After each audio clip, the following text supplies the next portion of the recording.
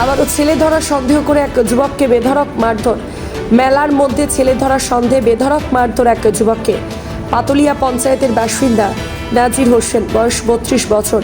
ঈদ উপলক্ষে মেলায় এসেছিল মোহনপুর পঞ্চায়েতের কাঠালিয়ায়।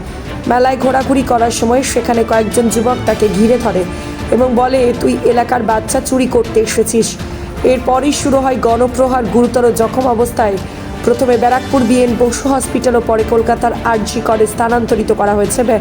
অবস্থা গুরুতর।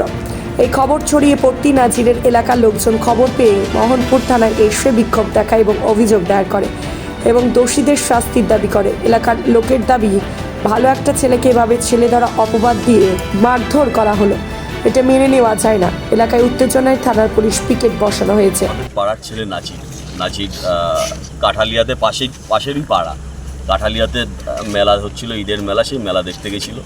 সেখানে ওই এলাকার কিছু মানুষ মেলার মধ্যে নাজিরকে ধরে বেধড়ক মার মারে, মানে প্রায় প্রাণে মেরে ফেলার চেষ্টা করে। এখনও সে মৃত্যুর সঙ্গে পাঞ্জা লড়ছে।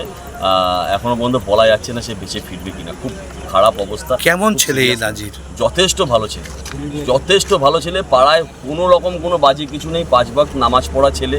মানে এইরকম ছেলেকে যে মেরেছে, পাড়ার সত্যি পাড়ার সবাই খুব দুঃখিত, সবাই খুব দুঃখে আছে, কষ্টে আছে পাড়ার। যে এইরকম একটা ছেলেকে, কোনো বাজে ছেলে হয় আলাদা বিষয়, কিন্তু এত ভালো ছেলের প্রতি এইরকম একটা নির্বিচারে এরকম ওরা অতর্কিতে হামলা করে যে কন্ডিশন করেছে, একদম খুব খারাপ।